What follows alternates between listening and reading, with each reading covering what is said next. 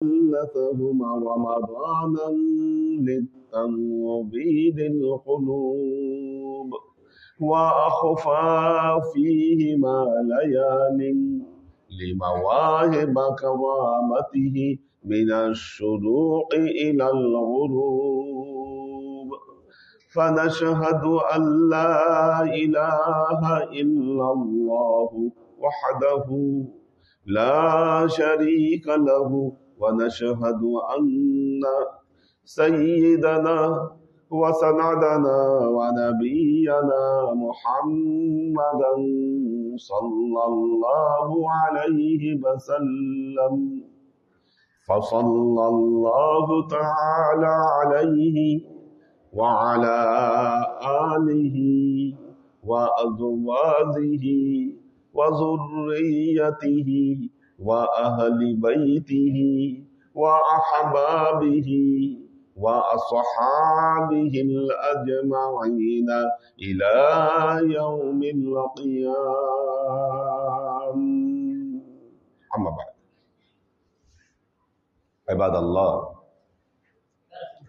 توبوا إلى الله وادخلوا في السلم كافة ولا تتبعوا خطوات الشيطان إنه لكم عدو مبين ولتنظر نفس ما قدمت لغد واتقوا الله إن الله خبير بما تعملون. عباد الله، واعلموا أن في هذه الشهر أريد رسول الله صلى الله عليه وسلم إلى السماء الدنيا كما قال تعالى: سبحان الذي أسرى بعبده ليلا من المسجد الحرام إلى المسجد الأقصى الذي باركنا حوله لنريه من آياتنا إنه هو السميع البصير.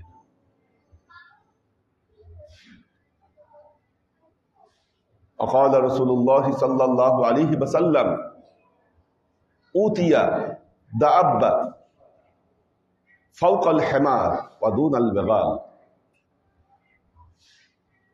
وهو المراد. وعن عائشة رضي الله تعالى عنها أنها قالت: ما فقدت جسد رسول الله صلى الله عليه وسلم في ليلة المعراج.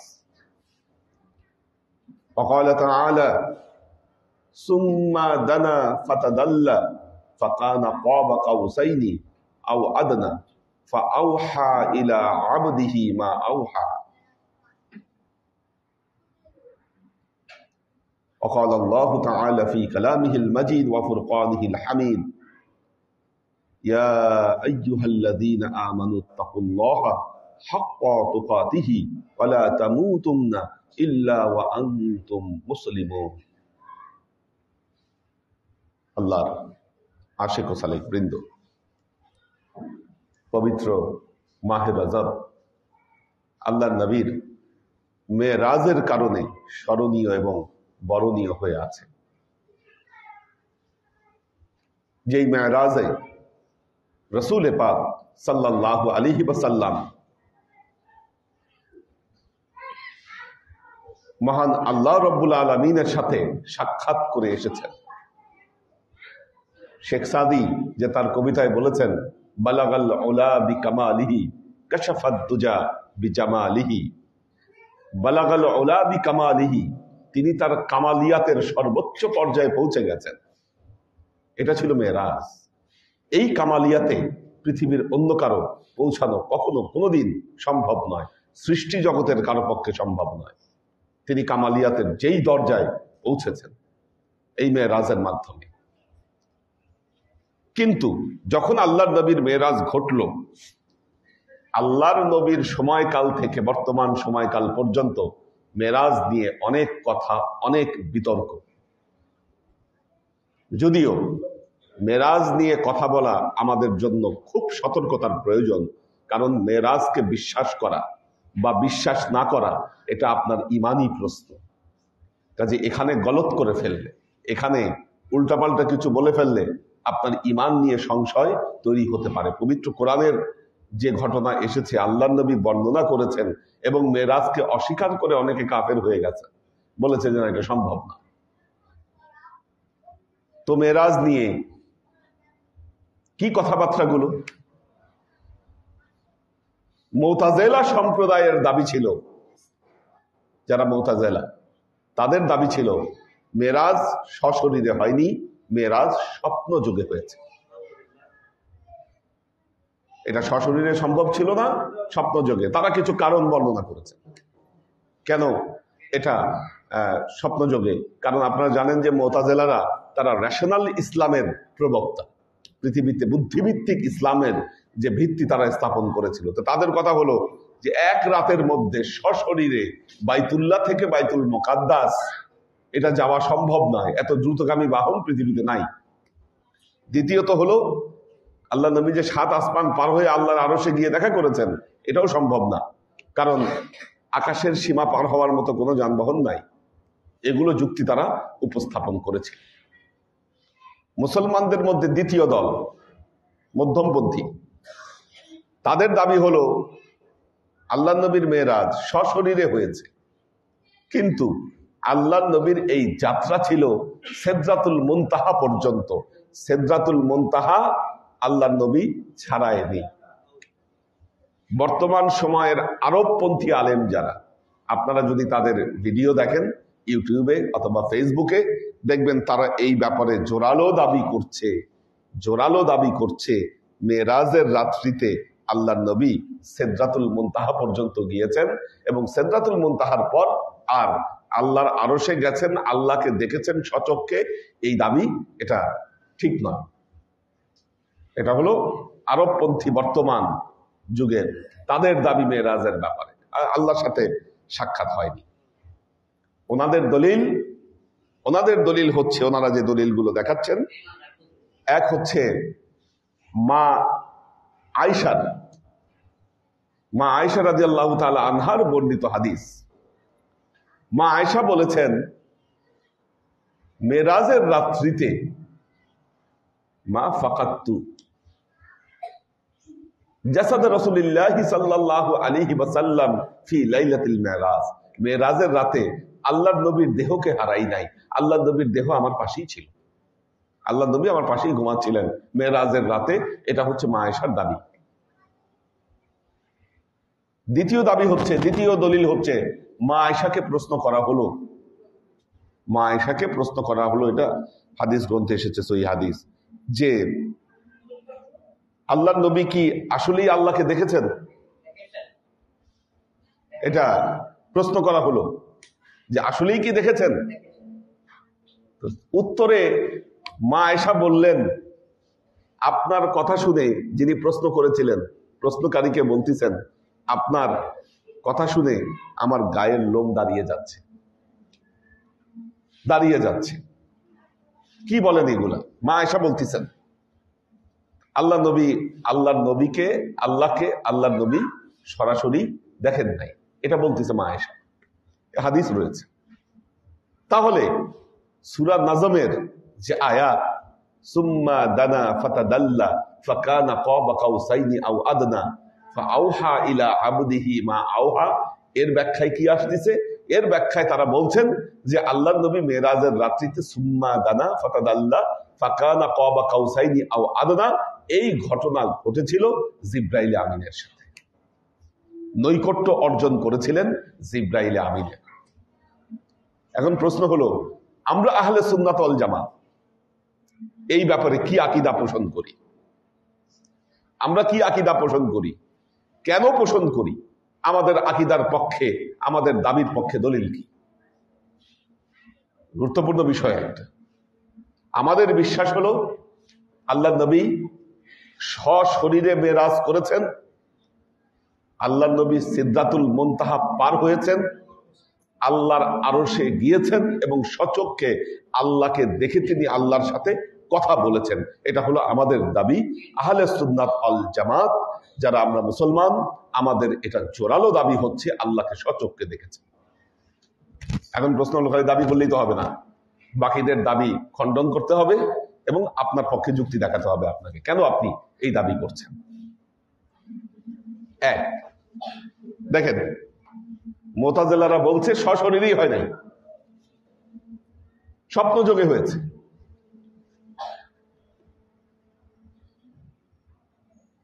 সূরা বনি ইসরাইল আল্লাহ বলছেন সুবহানাল্লাযী আসরা বিআবদিহি লাইলান মিনাল মাসজিদিল হারামি ইলাল মাসজিদিল আকসা। সুবহানাল্লাযী, আল্লাহ আয়াত শুরু করেছেন সুবহানা দিয়ে।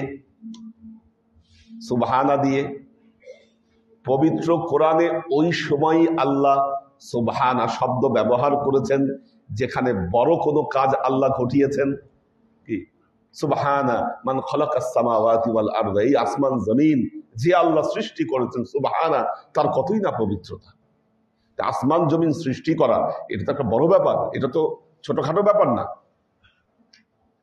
তাহলে স্বপ্ন যোগে আমি আপনি অথবা আর যে কেউ কি যে কোনো জায়গায় চলে যেতে পারি। বাইতুল মুকাদ্দাস কেন, কি আমরা সপ্তম আসমান, নবম আসমান, দশম আসমান সব জায়গায় যেতে পারি স্বপ্ন যোগে, এটা বড় কোনো বিষয় নয়।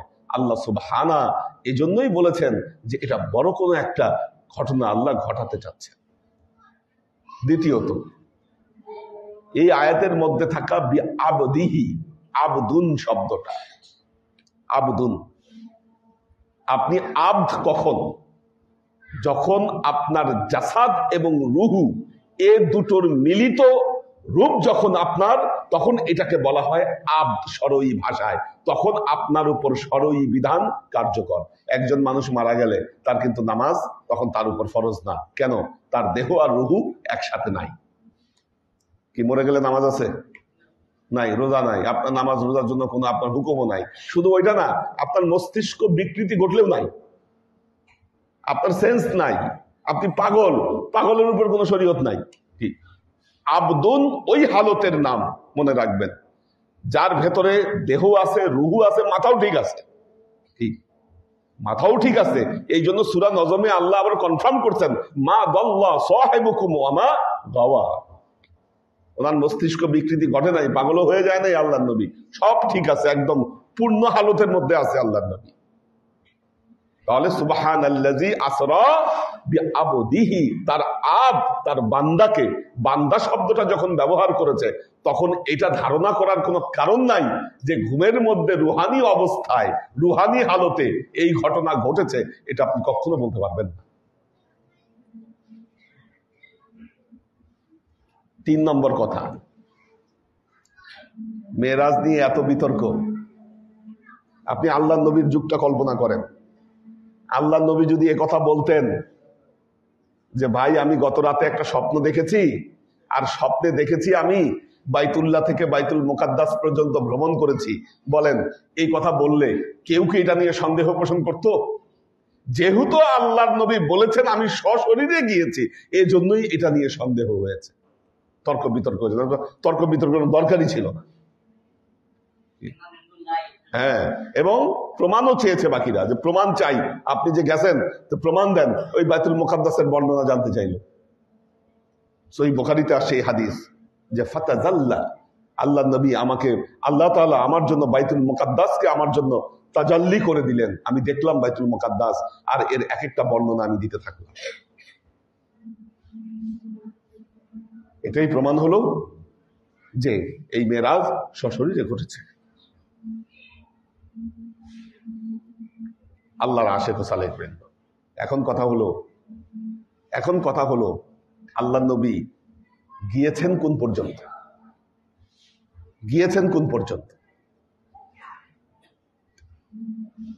মা আয়েশা বলতেছেন আল্লাহকে দেখে নেন। একটা জিনিস মনে রাখবেন, হাদিসের বর্ণনা তো ক্রমিক পর্যায়ে আসে। মা আয়েশার কাছ থেকে কোন হাদিস গ্রন্থকার নিজ মুখে হাদিস শুনে, নিজ কানে হাদিস শুনে হাদিস লেখে নেয়। কি বর্ণনায় হাদিস লিখেছে।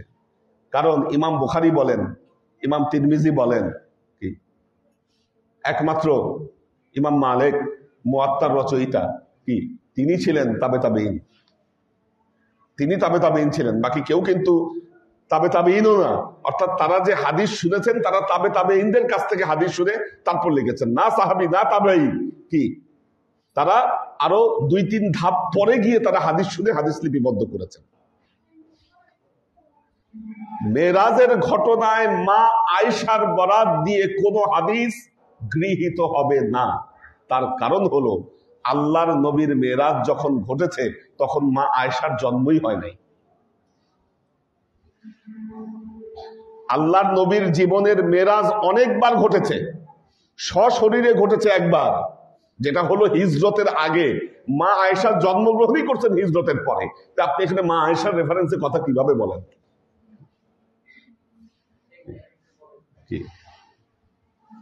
এখন আপনি মুক্তিযুদ্ধের সময় কে রাজাকার ছিল আপনি তার বিচার করবেন। এখন এমন একজন সাক্ষী নিয়ে আসলেন যে মুক্তিযুদ্ধের সময় তার বয়স ছিল 3 বছর 4 বছর, ওনার সাক্ষী কাজ হবে? বলেন, এটা দুনিয়ার বিচারও এই সাক্ষী কখনো কাজ হবে না। পূর্ণবয়স্ক থাকলে উনি দেখেছেন যদি সাক্ষী দেয়, কি এই বয়সের ভিবরাটে অনেক সাক্ষীর কিন্তু সাক্ষী ক্যান্সেল হয়ে গেছে। কাজেই এটা গৃহীত হবে না।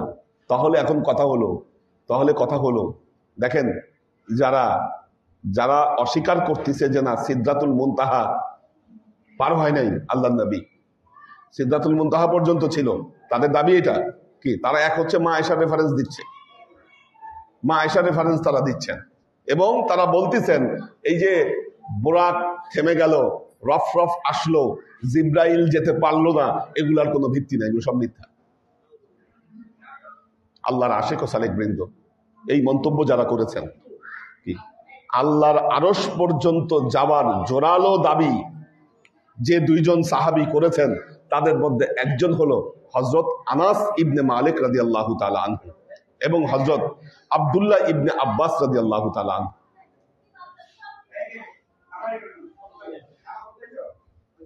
এটা ফাঁকে ফাঁকে বসায় দেন, ফাঁকে ফাঁকে, একসাথে না, হ্যাঁ একটু ফাঁকে ফাঁকে বসায় দেন এদেরকে।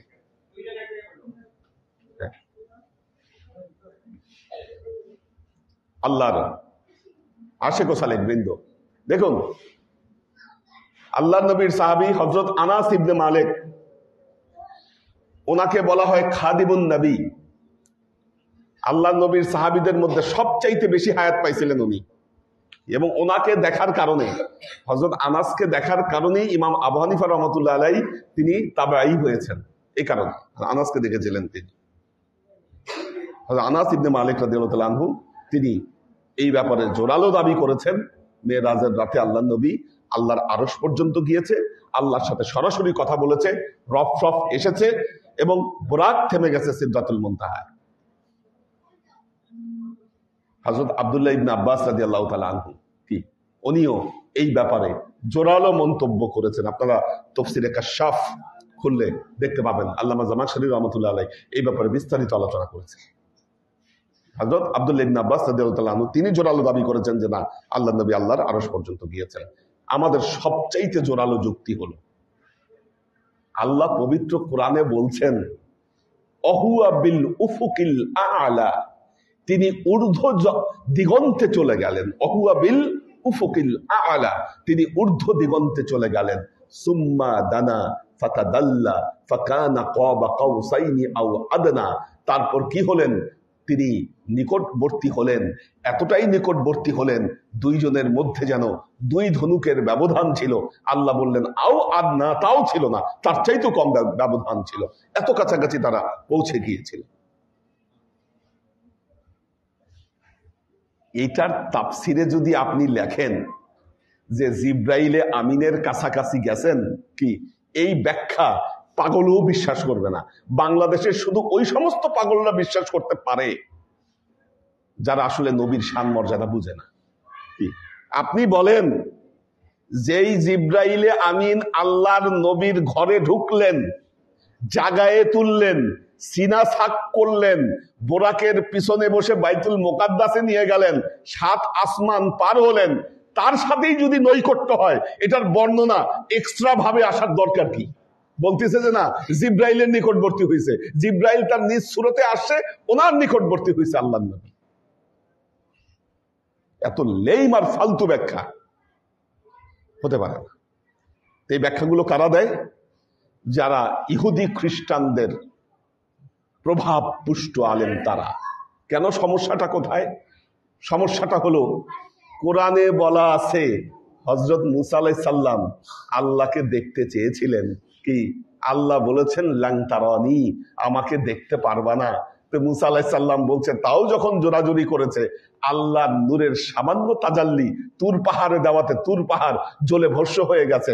আর সেইখানে আমার নবী আল্লাহর ডাকে সাড়া দিয়ে আল্লাহর আরশে গিয়ে আল্লাহকে দেখে তার সাথে কথা বলে আসছে। এটা যদি মেনে নেয়, বলেন এদের মান সম্মান কিছু থাকে? প্রবলেমটা কোন জায়গায়? মান সম্মানের ভয়। কি আমার নবী দেখতে চায়, দেখতে পাইলো না, আর মুসলমানদের নবী আল্লাহর আরশে গিয়ে আল্লাহকে দেখে আসলো। এটা যদি প্রচার হয়ে যায়, আমার নবীর তো মান সম্মান থাকবে না। কতটা চালাক আপনি চিন্তা করেন। আমাদের মুসলমান আলেমদেরকে দিয়ে ওদের কথা, ওদের মতবাদ আমাদের ভেতরে ঢুকিয়ে দিয়েছে। কতটা সাংঘাতিক আপনি চিন্তা করে দেখেন। ইহুদি খ্রিস্টানদের তো ঘুম হওয়ার কথা না। আপনি জানেন হযরত মুসা আলাইহিস সালামের কোনো কবর নাই, কবরের চিহ্ন নাই, মাজার নাই। ওনা ওই বাইতুল মুকাদ্দাসের কাছাকাছি একটা বলা হয়, কিন্তু ওইটা কোনো ভিত্তি নাই, ভিত্তিহীন। ওইটা ভিত্তি থাকলে ওখানে ওই মানুষের জামায়াত হতো, সেরকম। ওইটা ভিত্তিহীন। এই জন্য আমার নবীর দেহ মোবারক ওরা চুরি করতে গেছিল। হিংসা কোন পর্যায়ে যে এখানে নবীর রওজা, এখানে নবী প্রেমিকরা এই জায়গায় আসে, ভিড় জমায়। কি এখানে তারা নবীর দেহ চুরি করতে গেছে। তারপর চতুর্দিক থেকে ওই যে আয়রন শিল্ড দিয়ে তারপর দেয়াল তুলে দেওয়া হয়েছে সিকিউরিটির কারণে। পুরো নিচে কিন্তু এখন আয়রন দিয়ে ঢাকা আছে, পুরোটা সীসা গলায় ভেতরে ঢুকাই দিয়েছে মাটির নিচে। ওখানে আর কেউ ভেতরে ঢুকতে পারবে না। কিন্তু চেষ্টা করেছিল ইহুদি খ্রিস্টানরা। আল্লাহর আশেক ও সালেক বৃন্দ, আমরা সতর্ক না হলে এমন আকীদা আমাদের অন্তরে ঢুকাবে, আমাদের ঈমানকে নিঃশেষ করবে। কাজেই দৃঢ় বিশ্বাস রাখবেন, আল্লাহর নবী মেরাজে সশরীরে তিনি সিদরাতুল মুনতাহা পার হয়ে আল্লাহর সাথে তিনি সাক্ষাৎ করে এসেছেন। এটাই আমাদের বিশ্বাস। আল্লাহ আমাদেরকে কবুল করুন। বারাকাল্লাহু লানা ওয়া লাকুম ফিল কুরআনিল আযীম ওয়া নাফা'ানা ওয়া ইয়্যাকুম লা আয়াতি ওয়া যিকরিল হাকীম ইন্নাহু তাআলা জাওয়াদুন কারীমুম মালিকুন বাররাউফুর রহিম।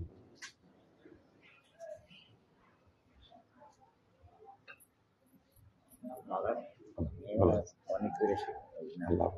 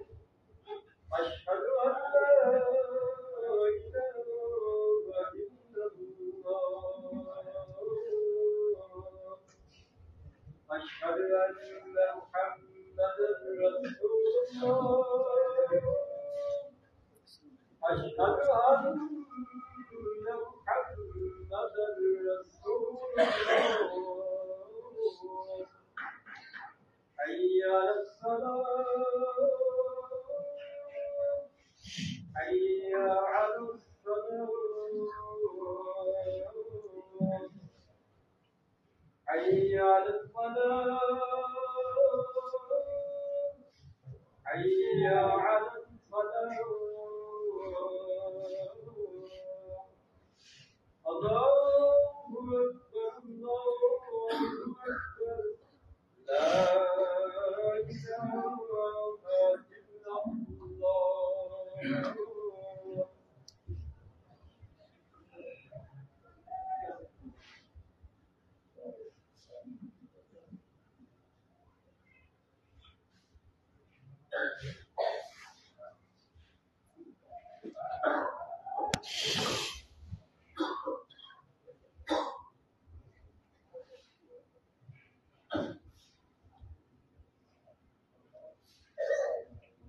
الحمد لله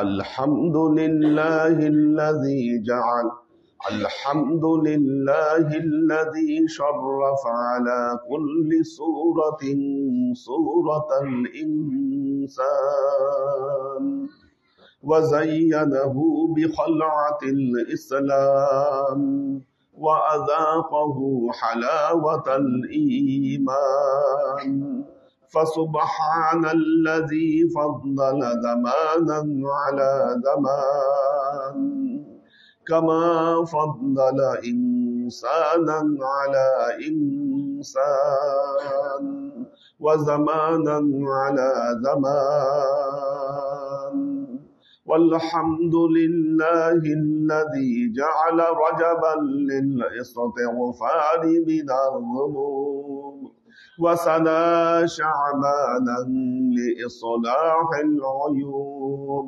وثلثهما رمضانا للتنبيه القلوب وأخفى فيهما ليال لمواهب كرامته من الشروق إلى الغروب فنشهد أن لا إله إلا الله وحده لا شريك له ونشهد أن سيدنا وسندنا ونبينا محمدا صلى الله عليه وسلم فصلى الله تعالى عليه وعلى آله وأزواجه وذريته وأهل بيته وأحبابه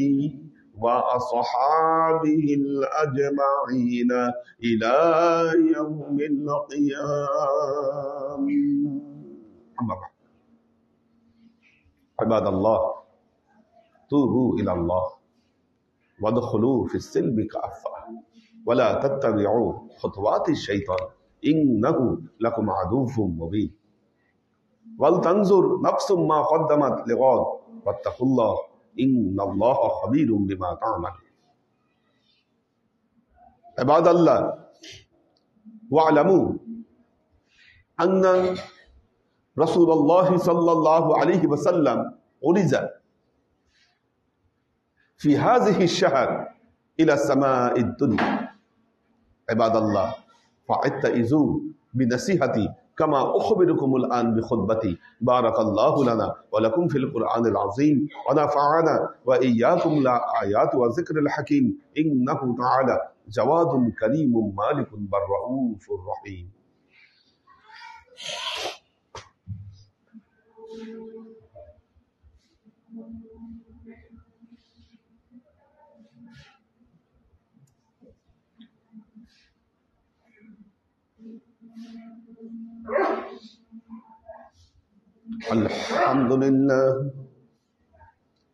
الحمد لله نحمده ونستعينه ونستغفره ونؤمن به ونتوكل عليه ونعوذ بالله من شرور أنفسنا ومن سيئات أعمالنا من يهد الله فهو المهتدي ومن يضلل فلن تجد له وليا مرشدا فنشهد أن لا إله إلا الله وحده لا شريك له ونشهد أن سيدنا وسندنا ونبينا محمدا صلى الله عليه وسلم الذي أرسله الله بالحق بشيرا ونذيرا وداعيا إلى الله بإذنه وسراجا منيرا.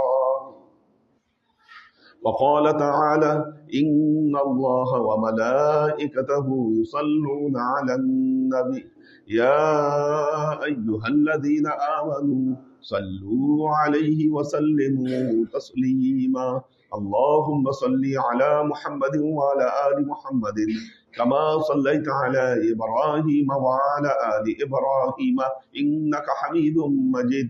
اللهم بارك على محمد وعلى آل محمد كما باركت على إبراهيم وعلى آل إبراهيم إنك حميد مجيد.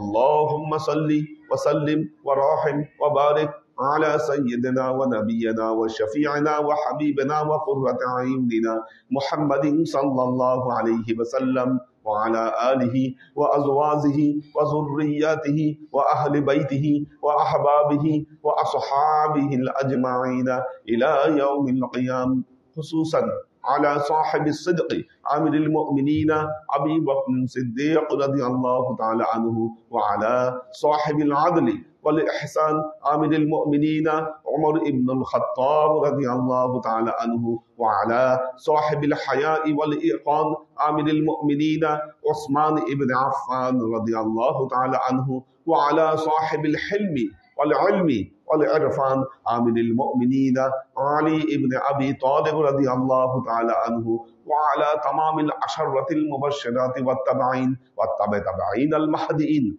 اللهم اهد أئمة المسلمين إلى سنة رسول الله صلى الله عليه وسلم. اللهم اغفر أئمة المسلمين مغفرة ظاهرة وباطنة. اللهم أعز الإسلام والمسلمين. اللهم احفظ المسلمين في كل بلاد. اللهم انصر من نصر دين محمد صلى الله عليه وسلم، واجعلنا منهم وخذل من خذل دين محمد صلى الله عليه وسلم، ولا تجعلنا منهم.